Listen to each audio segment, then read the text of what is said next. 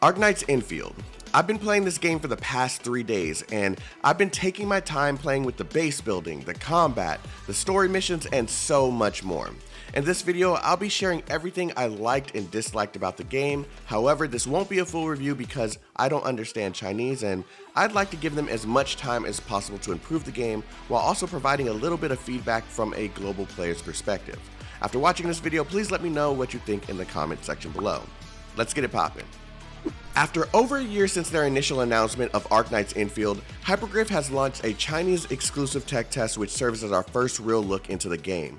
I've been spending hours upon hours on this game and stopped counting at around 25 hours and enjoyed every single moment of the experience.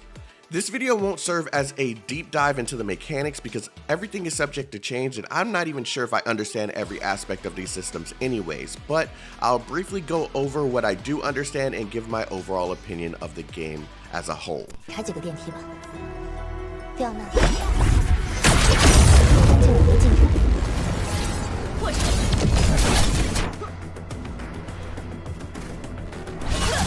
Let's kick this off by talking about combat and character progression.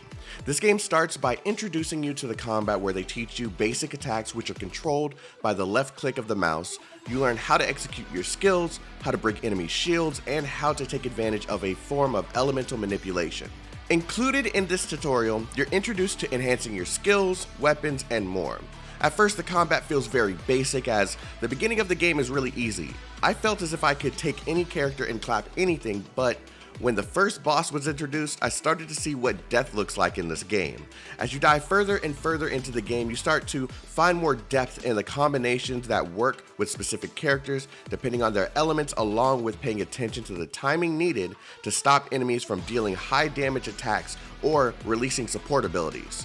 The game feels familiar enough yet different enough to excite me for the future of the game, especially after experiencing the final boss fight at the end of the tech test. Top tier gameplay. The character progression requires farming for specific materials as expected, but there's one aspect of this that caught my attention.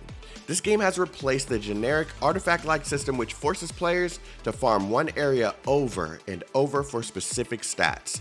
In this game, all of the armor stats that I've discovered are static, which means that if I farm for a specific gear piece and I receive 2 of that same chest piece, they will have the same stats. Arknights Endfield appears to focus on gear sets, and all of the gear that I've seen is not only found in the world, it's also craftable from your base after you acquire them. You'll craft them using materials that are found in the world and can be crafted from your base itself. The base is the most experimental aspect of the test because there's literally no restrictions beyond the size of your base, which is expanded as you progress through the game and level up your base. I spent the most time trying to find a way to optimize the base in a way that will provide all of the things that I need to move forward in the main content. You'll also be expanding power lines throughout the different zones to not only build other locations up, but to loot the materials of each zone. You can place healing spots all over the world and zip lines for ease of travel once the power lines have been set up.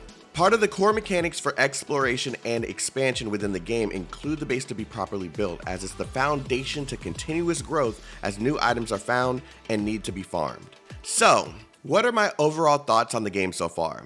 I think Hypergryph has found the secret sauce to another masterpiece. The reason why is because it's not overwhelming in terms of the world that they've built. The world consists of many large zones instead of an open world to explore. Doing this means that they can create many different zones, each with their own secrets as the game continues to expand further.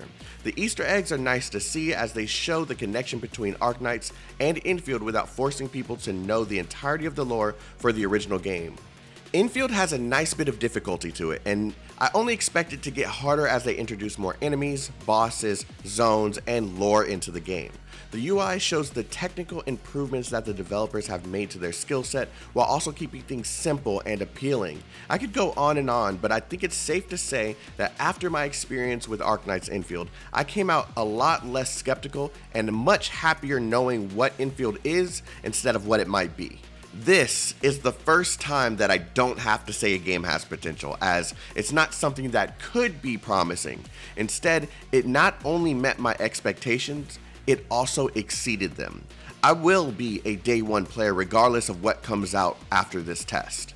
Now, I do have a few things that I feel could be improved. Base building is fun to experience, however, there were moments when the grid didn't cooperate, and I couldn't place down the things needed to improve my base or obtain needed items. I found that including the character made things a lot more difficult. It may be better to remove the character aspect altogether and just have your party rest somewhere while you control the base builder with your mouse and keyboard. In terms of combat, I don't like how switching just swaps the two locations of the characters you want to use and the character you're swapping from.